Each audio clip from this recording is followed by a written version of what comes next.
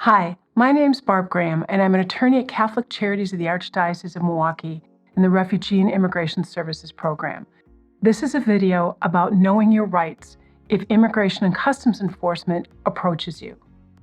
All people living in the United States, including undocumented people, have certain rights under our United States Constitution. If you are undocumented, and if an Immigration and Customs Enforcement or ICE agent knocks at your door, know that you have certain rights. ICE is what we sometimes think of as being the immigration police. But please understand these rights. You do not have to open the door. You do not have to open the door or let the officers into your home unless they have a valid search warrant signed by a judge. An ICE deportation warrant is not the same as a search warrant. If this is the only document they have, they cannot legally come inside unless you verbally agree to let them in. If the officers say they have a search warrant signed by a judge, ask them to slide it under the door or to hold it up to a window so you can see it. If the warrant does not have your correct name and address on it, and if it is not signed by a judge, you do not have to open the door or let them inside.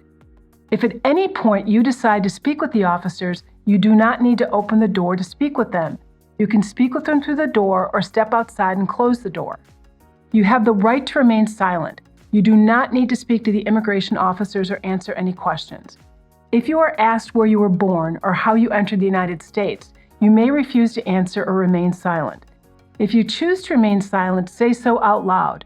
You may show a Know Your Rights card to an officer that explains that you will remain silent and wish to speak to a lawyer.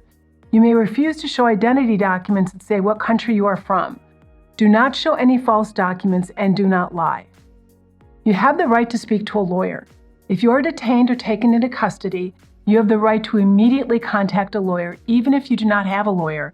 You may tell the immigration officers that you want to speak to one. If you have a lawyer, you have the right to talk to them.